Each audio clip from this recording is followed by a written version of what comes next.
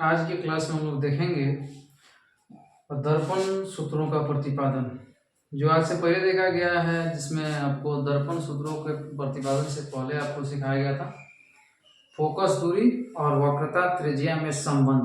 और आज देखेंगे दर्पण सूत्र यानी वस्तु दूरी, प्रतिबिंब दूरी और फोकस दूरी, इन तीनों में क्या संबंध होता है।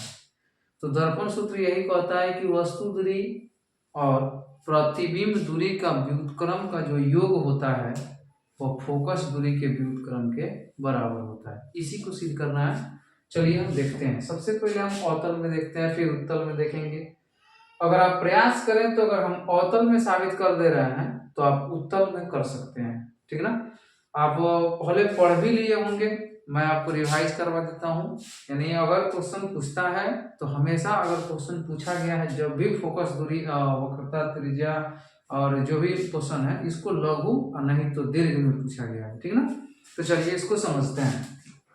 सबसे पहले हमें क्या करना होगा, अगर अवतल दर्पण में सिद्ध करना है तो सबसे पहले यहाँ लिख देते हैं अवतल दर्पण में 1/v प्लस 1/u बराबर 1/f साबित करें, को सिद्ध करें, चाहे साबित करें, यही क्वेश्चन हो सकता है। अब देखिए यहाँ 1/v है, इसका मतलब यह हुआ कि प्रतिबिंब दूरी, यानी v से प्रतिबिंब दूरी को इंडिकेट करते हैं और u से वस्तु दूरी को और छोटका f से फोकस दूरी को। तो यह कह रहा है कि प्रतिबिंब दूरी का व्युत्क्रम और वस्तु दूरी के व्युत्क्रम का योग उसके फोकस दूरी के व्युत्क्रम के बराबर होता है। ऐसे में देखिए इसका सबसे बड़ा जो मैटर करता है इस सूत्र को साबित करने में, इसका डायग्राम है। अगर आप डायग्राम को सही तरीके से बना लिए तो सूत्र आप साबित कर सकते हैं आसानी के साथ। चलिए उसी को देखना है कि कैसे इसको बनाया जा सकता है। तो देखेंगे यहाँ पर सबसे पहले हमने एक दर्पण ले लिया। अब इसका परावर्तक सतह अगर धंसा हुआ होगा तब ही हम इसको अवतल कह सकते हैं। यदि परावर्तक सतह उभरा हो तो उसको हम अवतल नहीं कह सकते हैं। क्लियर है बात। चलिए अब यहाँ पर इन दोनों का जो मध्य बिंदु होगा, परावर्तक सतह के दोनों किनारों का जो मध्य बिंदु होगा वह दर्पण का ध्रुव कहलाएगा। और दर्पण के ध्रुव से एक सीधी रेखा अनंत से जो आती है वह उसका मुख्य अक्ष या प्रधान अक्ष कहलाती है, जिसमें यह अनंत रहा, यानी अनंत कोई बिंदु होता नहीं है। तो चलिए हम क्या करते हैं, वस्तु को अनंत और वक्रता त्रिज्या के बीच रख देते, वक्रता केंद्र के बीच रख देते हैं, ठीक ना। तो चलिए यहाँ पर हम वस्तु अगर रखते हैं तो देखेंगे, यहाँ पर वस्तु हमने रख दिया। यह वस्तु हो गया जिसका नाम है AB, जिसमें A जो है वस्तु का सिर है और B जो है उसका पाद बिंदु है। और वस्तु के सिरे से एक किरण आएगी जो मुख्य अक्ष के समानांतर होगी। उसके बाद दर्पण के साथ उसमें परावर्तन की घटना होगी, जो जिस बिंदु से होकर गुजरेगी उसको फोकस कह दिया जाएगा। फोकस हो जाएगा। पहली किरण वस्तु के सिरे से निकली है और दर्पण से टकराने के बाद उसका परावर्तन हुआ है और वह F से होकर गुजर गई है, ठीक है। चलिए उसके बाद हम क्या करेंगे, दूसरी किरण को हमें वक्रता केंद्र से गुजारना होगा। अब दूसरी किरण को वक्रता केंद्र से गुजार दिया हमने। चलिए तो अब देखिएगा, आपको बताया गया था कि दर्पण किसी खोखले गोले का भाग होता है, ठीक ना। और खोखले गोले का भाग होता है इसलिए उस गोले का केंद्र ही दर्पण में वक्रता केंद्र कहलाता है। तो यह बात भी याद रखिएगा कि दर्पण के जो केंद्र होते हैं उस केंद्र पर, जो केंद्र वक्रता केंद्र है, इस पर किरणों का बंकन नहीं होता। यानी दर्पण के वक्रता केंद्र पर किरणों का बंकन मतलब परावर्तन जैसी घटना नहीं होती है। यानी होता क्या है कि जिस तरह किरण निकल के दर्पण से टकराती है, जिस दिशा से आती है उसी दिशा में पुनः वापस लौट जाती है। यानी परावर्तन की घटना तो हो रही है लेकिन बंकन नहीं हो रहा, यानी किरणों का विचलन नहीं हो रहा है, जिसके कारण हम उसको नहीं देख सकते। ऐसे में क्या होगा, जब किरण निकलेगी उसी दिशा में हम किरण को लौटा देंगे। इसका मतलब यह हुआ, यह तीर दर्शा रहा है कि किरण वस्तु के सिरे से वक्रता केंद्र होती हुई दर्पण तक तो आ रही है, लेकिन परावर्तन के साथ जैसे परावर्तन की घटना हो रही है उसी दिशा में पुनः वापस लौट जा रही है। अब देखिए, यह किरण जो दोनों परावर्तन के घटना के बाद जो किरणों का कटान बिंदु है, वही कटान बिंदु इस वस्तु का प्रतिबिंब बनाएगा। यही कटान बिंदु क्या बनाएगा? वस्तु का प्रतिबिंब बनाएगा। अब देखिए, अवतल दर्पण है जिसमें वस्तु का प्रतिबिंब उल्टा बनता है। मात्र एक ऐसी स्थिति आती है जिसमें प्रतिबिंब सीधा बनता है, यानी अवतल दर्पण में प्रतिबिंब बनने के 6 कंडीशन है। 6 कंडीशन में एक कंडीशन यह है कि जब ध्रुव और फोकस के बीच में वस्तु को रखते हैं तब जाके उसका प्रतिबिंब दर्पण के पीछे आभासी, काल्पनिक और सीधा बनता है, बड़ा बनता है। लेकिन बाकी 5 को जो स्थितियां हैं उसमें प्रतिबिंब छोटा बड़ा जो भी बनता हो, लेकिन हमेशा कहाँ बनता है? उल्टा बनता है। और उल्टा होने के साथ वस्तु के बड़ा भी हो सकता है, वस्तु के बराबर भी हो सकता है और वस्तु से छोटा भी हो सकता है। चलिए यहाँ पर, यानी कि यहाँ वास्तविक किरण है और वास्तविक किरणों के कटान बिंदु के फलस्वरूप जो प्रतिबिंब बनेगा वो वास्तविक होगा। और आपको सिखाया गया था, बताया भी गया क्लास में कि वास्तविक प्रतिबिंब हमेशा उल्टा होता है। वास्तविक प्रतिबिंब हमेशा उल्टा होता है। तो चलिए, अगर यह वस्तु AB है तो उसका उल्टा प्रतिबिंब क्या हो जाएगा? A' और B' हो जाएगा। यानी कहने अर्थ यह हुआ कि पहले वस्तु का सिर अगर A था तो A को जब उल्टा करेंगे तो उसका सिर नीचे आ जाएगा, यानी यहाँ पर A' उसका सिर है और B' उसका पाद बिंदु है। चलिए यहाँ पर अब देखेंगे, यही से तो सब कुछ समझना है। अब देखेंगे हम, यहाँ पर दिया हुआ है फोकस दूरी F दिया हुआ है, तो हम जानते हैं कि दर्पण के ध्रुव और फोकस के बीच की दूरी को फोकस दूरी कहते हैं। यानी अगर हम इस F की बात करें तो PF है हमारे पास। चलिए, अब V है। V क्या होता है? तो वस्तु के प्रतिबिंब जो बनी होती है ना, तो दर्पण के ध्रुव और प्रतिबिंब के बीच की दूरी को प्रतिबिंब दूरी कहते हैं। यानी प्रतिबिंब बना है B' पर, तो हमारा प्रतिबिंब दूरी क्या होगा? PB' हो जाएगा। यानी आपसे बताया गया है कि जो भी दूरियां हैं सभी दूरियों को ध्रुव से मापा जाता है। चलिए आगे बढ़ते हैं। उसके बाद U पूछ रहा है आपसे, तो U पूछ रहा है तो देखेंगे ध्यान से, जैसे जिस प्रकार आप प्रतिबिंब दूरी लिखे हैं उसी प्रकार कहा जा सकता है कि दर्पण के ध्रुव और वस्तु के बीच की दूरी को क्या कहते हैं? वस्तु दूरी कहते हैं, जो PB है। क्या है? PB है। और एक चीज और याद रखिएगा कि प्रकाश के दिशा को सदैव धनात्मक और विपरीत दिशा को ऋणात्मक माना गया। ठीक है, जो इसमें बहुत मैटर करेगा। ठीक है, चलिए अब यहां से अगर आपको लिखना है तो सबसे पहले इस आकृति में क्या हुआ है उसको लिखना पड़ेगा। यानी आप क्या लिखिएगा? तो यहाँ पर लिखिएगा, माना कि MN एक अवतल दर्पण है, अवतल दर्पण है। उसके बाद क्या है? उसमें क्या हो रहा है? अवतल दर्पण है, सिर्फ वही कंडीशन लिख रहा है जो आपसे पूछा जाएगा। दर्पण है जिसमें वस्तु दूरी, क्या? वस्तु दूरी।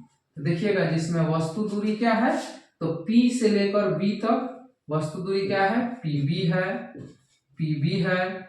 प्रतिबिंब दूरी, यानी जो वस्तु का प्रतिबिंब बना है वो क्या है? तो PB' है। मान लिया PB' है। अब उसके बाद आपको फोकस दूरी चाहिए, तो देखें यहाँ पर फोकस दूरी क्या है? तो PF है। क्या है? PF है। क्लियर है? चलिए आगे देखते हैं। अब क्या करना होगा आपको, यहाँ से देखिएगा ध्यान से। बोर्ड छोटा है इसलिए हम छोटा छोटा लिख रहे हैं। चलिए यहाँ पर ध्यान से देखिए। अब देखिए, PB' और PF ये तीनों प्रधान अक्ष पर है, यानी PF है, PB' है और PB है।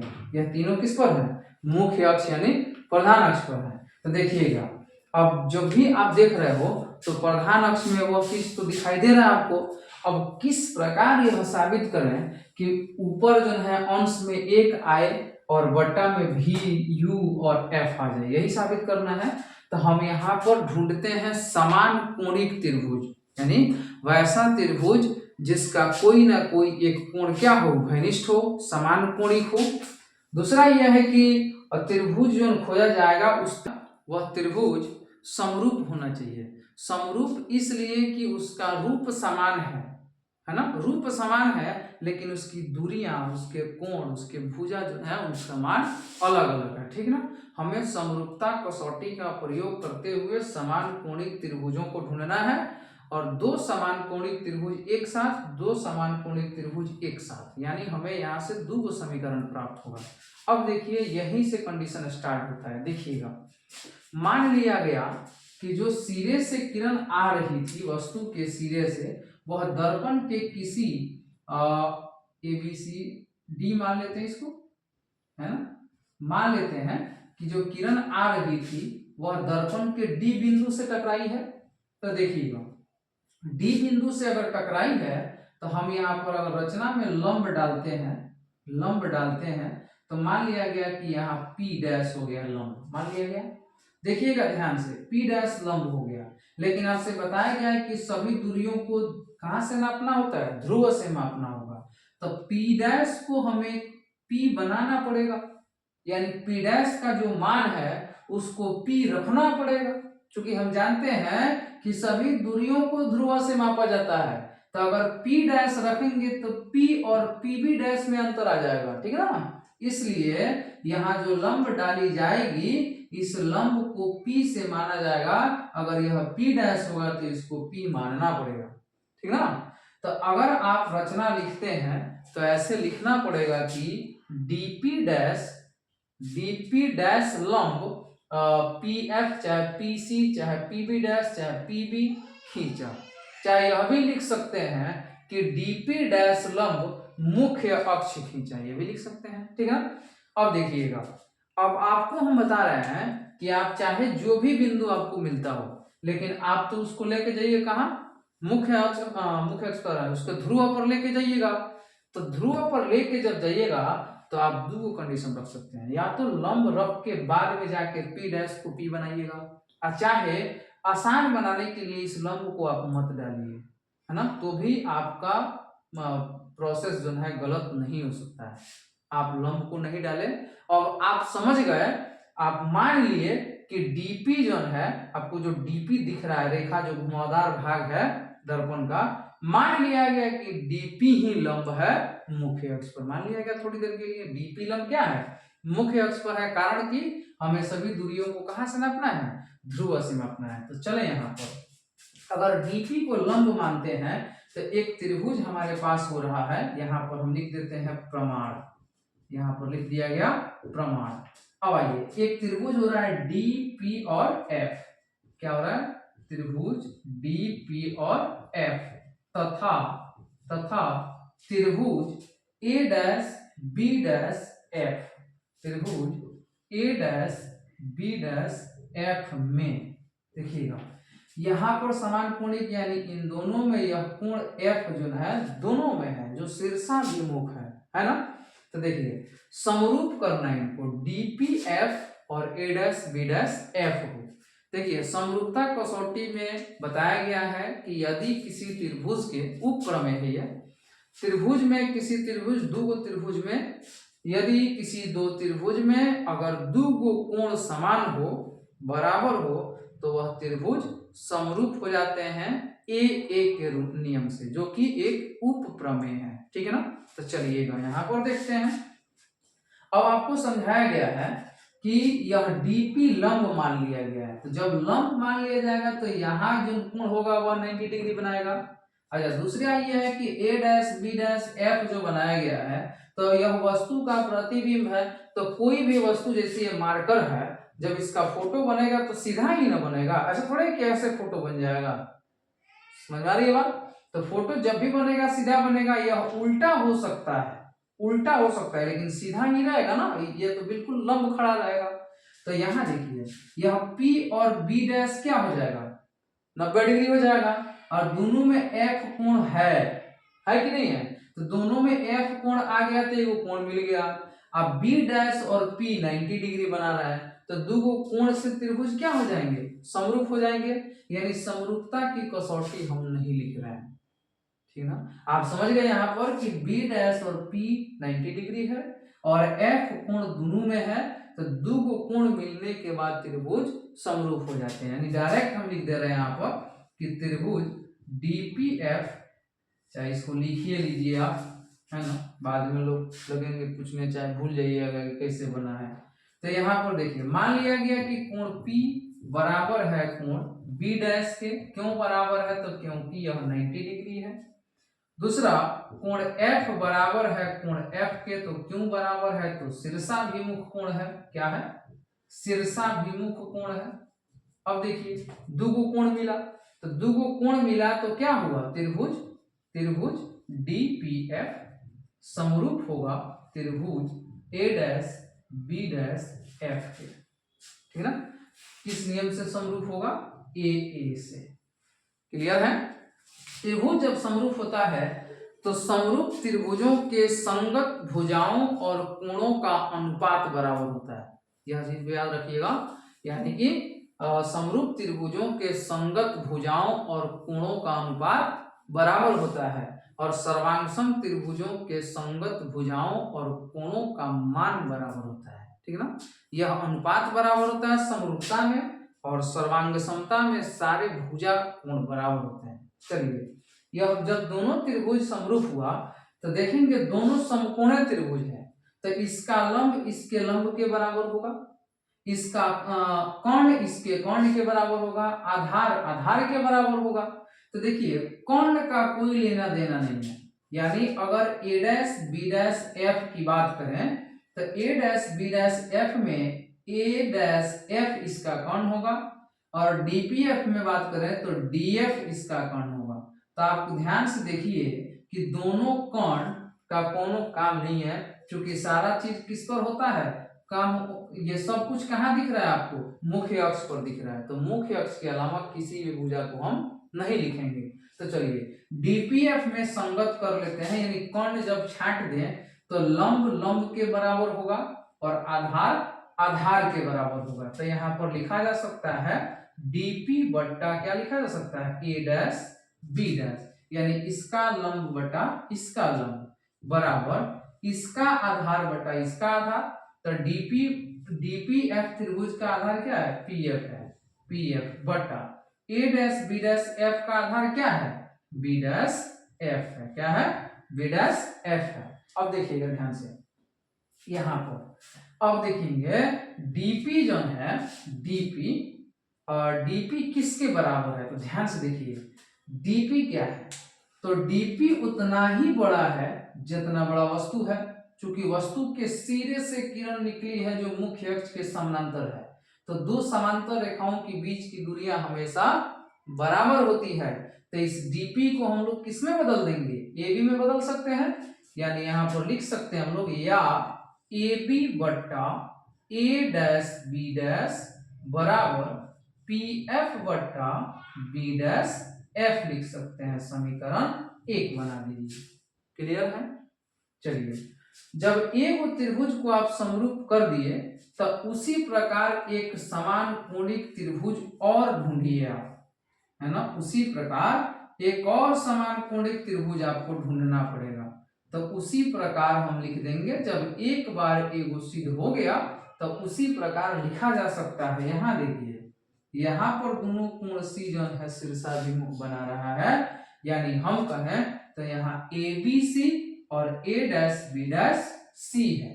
तो त्रिभुज ABC समरूप होगा त्रिभुज A dash B dash C के। अब देखिएगा, जब पहले वाले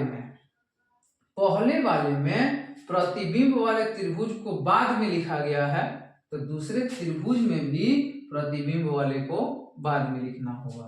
तो जब यह समरूप हो जाएंगे तो समरूप त्रिभुजों के संगत भुजाओं का अनुपात बराबर होता है, यानी इसमें AB बट्टा हो जाएगा A डैश B डैश, यानी इसका लंब बटा इसका लंब बराबर इसका आधार, यानी BC बट्टा हो जाएगा B डैश C हो जाएगा। समीकरण 2 हो जाएंगे।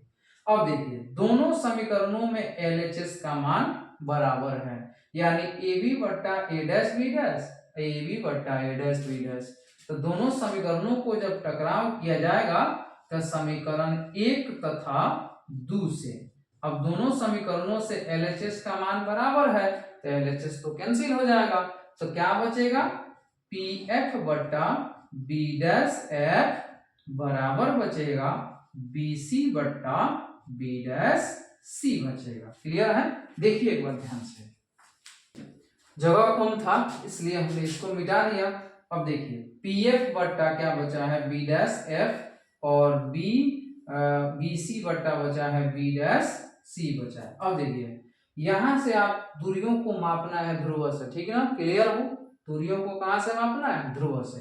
तो पहला पीएफ दिया है, तो पीएफ क्या है? ऑलरेडी पीएफ है यानी पी से माप लिया गया है, तो इसको हम पीएफ के जगह पर पीएफ ही लिखेंगे बट्टा बी डैश एफ है, बी डैश एफ है तो इसको हम लोग पीबी डैश माइनस पीएफ लिख सकते हैं, जो एफ बराबर आर बाई 2 में भी किए थे। तो पूरे पीबी डैश में से अगर पीएफ को घटा दिया जाए तो बी डैश एफ बच जाता है, यानी इसको चेंज करेंगे तो लिखेंगे पीबी डैश माइनस पीएफ। अब देखिए बराबर इसको बीसी को देखिए, बीसी यहां पर है तो पूरे पीबी में से पीसी को अगर घटा दिया जाए बन जाएगा कि नहीं? तो यहां पर लिख देंगे पीबी माइनस पीसी बट्टा बी डैश सी को चेंज कीजिए तो पीसी माइनस पीबी डैश लिख सकते हैं, पीसी माइनस पीबी डैश लिख सकते हैं। यहीं पर सारा खेल है। अगर इसको आप बढ़िया से समझ गए, बस इतना याद रखिए कि सारी दूरियों को ध्रुव से मापना है और कार्तीय चिन्ह का प्रयोग करना है जो प्रकाश कहता है। यानी प्रकाश कहता है कि सभी प्रकाश की दिशा में जितनी दूरियां होंगी सब धनात्मक और जितनी विपरीत दिशा में होंगी सब ऋणात्मक। और दूसरी बात यह है कि सभी दूरियों को आपको ध्रुव से मापना है, बस यही रूल फॉलो करना है आपको। हमने क्या किया? सारी दूरियों को ध्रुव से माप दिया। अब देखें यहाँ को, अब जब मापा तो देखिएगा सारा काम दर्पण के पीछे ही हो रहा है। माने दर्पण जिधर वस्तु रखे हैं आप, प्रकाश जिधर से जा रही है, फोटो उधरे बन रहा है, फोकस दूरी उधरे है, वस्तु दूरी उधरे है, यानी सारा काम कहाँ हो रहा है? जिधर से वस्तु रखी गई है उधर ही हो रहा है। तो यह सारी दूरियां धनात्मक होंगी कि ऋणात्मक? ऋणात्मक हो जाएंगी, क्योंकि प्रकाश का यह विपरीत दिशा है। विपरीत इसलिए कि जैसे यह किरण आया है, अगर यह किरण परावर्तन के बाद आगे कहीं मिलता, दर्पण के पीछे मिलता है ना, जिधर कलई किया गया उस साइड मिलता, तब सारी दूरियां उधर की धनात्मक हो जाती, केवल वस्तु ही ऋणात्मक रहती। लेकिन यहाँ सारा काम दर्पण के इधर ही हुआ है जिधर वस्तु रखी गई है, ऐसे में यह सब दूरी क्या हो जाएगा? ऋणात्मक हो जाएगा। चलिएगा यहाँ पर, अब ऋणात्मक होगा तो जो जो प्लस है सब माइनस और जो जो माइनस है सब प्लस हो जाएगा, यानी माइनस से हम दोनों पक्षों में गुणा कर देंगे। यहाँ पीएफ प्लस था तो हो जाएगा माइनस पीएफ बट्टा माइनस पीबी डैश, माइनस यहाँ पर है तो प्लस पीएफ हो जाएगा, बराबर यहाँ पर माइनस पीबी हो जाएगा, माइनस है तो प्लस पीसी हो जाएगा, यहाँ पर प्लस है तो माइनस पीसी हो जाएगा, यहाँ माइनस है तो प्लस पीबी डैश हो जाएगा। यानी हमने दोनों चीज कर लिया, सारी दूरियों को ध्रुव से माप भी दिया और सारा निशान भी बदल दिया। अब यहाँ पर देखिए पीएफ क्या होता है? तो पीएफ होता है फोकस दूरी, यानी माइनस एफ लिख सकते हैं बट्टा पीबी डैश क्या है? तो प्रतिबिंब दूरी है, तो माइनस भी प्लस पीएफ के जगह पर एफ लिख सकते हैं, बराबर फिर पीबी दिया है तो पीबी क्या है? वस्तु दूरी है, तो यू प्लस पीसी क्या है? पीसी वक्रता केंद्र है, और पी से लेकर सी की दूरी वक्रता त्रिज्या कहलाती है।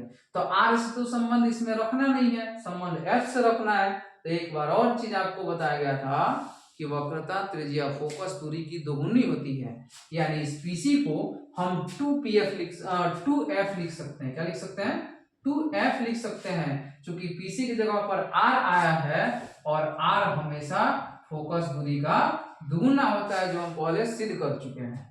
चलिए उसके बाद पीसी फिर दिया है तो पीसी की जगह पर 2f लिखा जा सकता है, लेकिन चिन्ह माइनस खाता तो माइनस लिख देंगे, प्लस पीबी डैश, पी से बी डैश की दूरी जो है वह प्रतिबिंब दूरी यानी भी कहलाएगा। अब यहां से हम लोग क्रॉस गुना करवा देते हैं। क्लियर है? क्रॉस गुना करवाएंगे यानी माइनस एफ से गुना होगा माइनस 2f प्लस भी में, और इधर माइनस भी प्लस एफ से गुना होगा माइनस यू प्लस 2f में। क्लियर है? माइनस से माइनस में गुना हुआ प्लस, एफ से 2f में गुना हुआ तो plus 2f square plus minus minus भी एफ बराबर, अब यहाँ देखिए दो गो राशि है, एक बार माइनस भी से गुना करेंगे और एक बार प्लस एफ से गुना करेंगे। तो पहले माइनस भी वाले से करते हैं, माइनस माइनस प्लस, अब भी से यू में गुना होगा तो यू भी, क्लियर है, माइनस प्लस माइनस, भी से 2f में गुना होगा तो 2vf आ जाएगा। फिर देखिए f से गुना करिएगा, प्लस माइनस माइनस, u से f में गुना होगा uf, plus plus plus 2f में f से गुना होगा तो 2f स्क्वायर हो जाएगा। अब देखिए 2f स्क्वायर यहाँ प्लस में, 2f स्क्वायर यहाँ प्लस में कट जाएगा, कटने के बाद क्या बचेगा, माइनस vf, है ना। तो vf जो है इसके जाति को ढूंढेंगे, तो देखिएगा इधर माइनस vf है और उधर भी माइनस vf है, तो vf को vf के पास बुला लेते हैं, तो माइनस 2vf जब बराबर के इस पार आएगा तो प्लस 2vf बना देगा। अब बराबर के उस पार बच जाएगा u भी माइनस uf बच जाएगा, क्लियर हो। अब देखिए दो गो vf में से एक गो vf निकालिएगा तो प्लस में vf बचेगा बराबर u भी माइनस uf बचेगा, क्लियर है।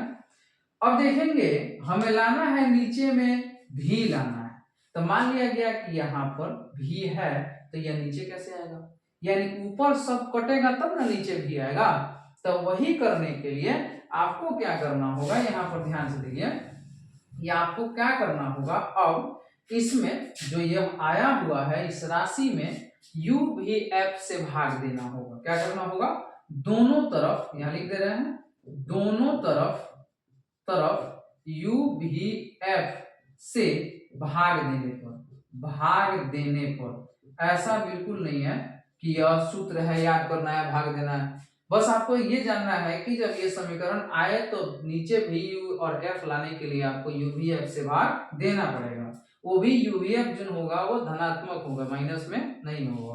तो चले यहाँ पर vf था तो vf बट्टा u भी f लिख सकते हैं, बराबर u भी था तो u भी बट्टा u भी f लिख सकते हैं, माइनस uf था तो uf बट्टा u भी f लिखा जाएगा। देखिएगा यहाँ vf से vf कट गया, यहाँ uv से uv कट गया, यहाँ uf से u और f कट गया, तो ऊपर एक बचा और नीचे u बचा।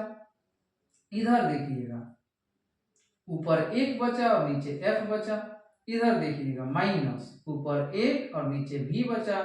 अब देखेंगे यहीं से तो इसको बनाना है, तो बराबर के उस पार में f रहना चाहिए, तो v को बुलाएंगे इधर, तो बुलाएंगे तो क्या हो जाएगा 1/u हो जाएगा, इधर माइनस में है इधर आएगा तो प्लस हो जाएगा, अब बराबर 1/f आ जाएगा, या 1/v प्लस 1/u बराबर 1/f, यही हमारा इक्वेशन होगा, यही हम सिद्ध करना चाह रहे थे, ठीक ना। देखिए ध्यान से एक बार। दूसरी बात यह है कि जैसे आपको बताया गया था, थोड़ी सी लेट हो गई क्योंकि कहीं हम चले गए थे, घर थे नहीं हम, तो आप वीडियो को देखिए और ध्यान से देखिए। दूसरा यह है कि आपको हमने अवतल में करके दिखाया, आप कल इसका ट्राई करिए उत्तल में, हम आपको कल उत्तल का बना के दिखाएंगे, ठीक है ना। और कल उत्तल बनाने के साथ साथ हम लोग इसके ऑब्जेक्टिव क्वेश्चन को भी कुछ दिखेंगे, जिसमें वस्तु दूरी, फोकस दूरी, प्रतिबिंब दूरी, यह सब शामिल होगा, जिससे हम क्वेश्चन बनाएंगे, ठीक है।